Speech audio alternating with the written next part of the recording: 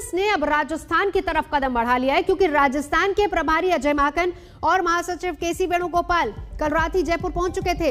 अशोक गहलोत के से देर रात तक 3 घंटे तक बैठक भी हुई, बातचीत चली, लेकिन पेच अभी भी बना हुआ है, मामला सुलझा नहीं है।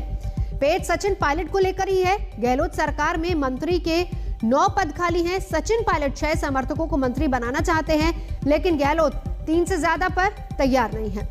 गहलोत ने दिल्ली दरबार का संदेश तो सुन लिया, लेकिन गेंद आला कमान के पाले में डाल दी है।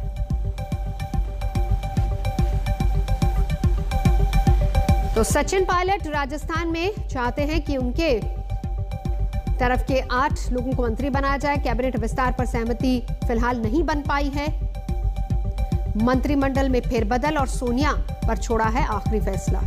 देवांकुर वधावन इस वक्त हमारे साथ जुड़ चुके हैं। पंजाब का दंगल तो सुलझ गया, लेकिन क्या राजस्थान का दंगल इतना आसान है? जिस तरीके से, हालांकि वहां पर भी काफी कॉम्प्लिकेटेड चीजें थी, लेकिन यहां पर आला कमान पर जब फैसला छोड़ दिया गया है, तो क्या आगे हो सकता है? देवांकुर।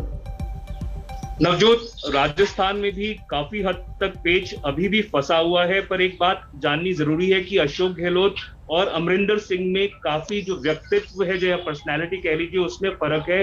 अमरिंदर सिंह इस बात पर अड़ गए थे कि उनकी बात मानी जाए। हालांकि उन्होंने बाद में जरूर कहा था कि जो पार्टी हाईकमान फैसला करेगी वो मान्य होगा, पर अशोक गहलोत ये माना जा रहा है कि शुरुआत से ही ये कह रहे हैं कि जो कुछ भी पार्टी आला कमान, जिससे उनका मतलब है कि खुद सोनिया गांधी जिस बात पर मोहर लगा देंगी वो उनको राजी होगा, वो उनको उससे रजामंद होंगे।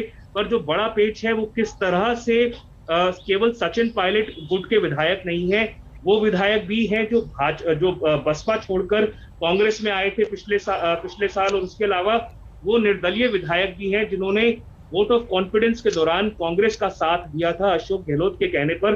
तो किस तरह से इन सबको एकोमोडेट किया जा सकता है या फिर क्या तिकड़म बिठाया जाता है, वो देखना जरूरी होगा, क्योंकि राजस्थान में इस समय 9 पद जो है वो मंत्रिमंडल में खाली है जिनको भरा जा सकता है।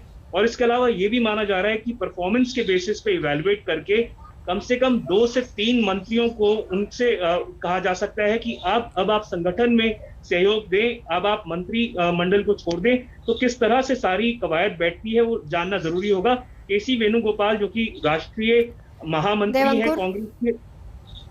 बिल्कुल, नजरा बना रखिए, लौटेंगे आपके पास। तो क्या इतना आसान होगा राजस्थान का दंगल जितना पंजाब का था? हालांकि वहां पर भी करीब 1.5 से 2 महीने का वक्त लगा, लेकिन फॉर्मूला जिस तरीके से अजय माकन लेकर वहां पहुंचे हैं अशोक गहलोत ने, सीधे तौर पर गेंद सोनिया गांधी के पाले में डाली है। बात बीजेपी की कर लेते हैं, क्योंकि आज नेताओं के दौरे का दिन है। केंद्रीय गृह मंत्री अमित शाह आज असम में है, जहां वो कई विकास परियोजनाओं की शुरुआत करेंगे।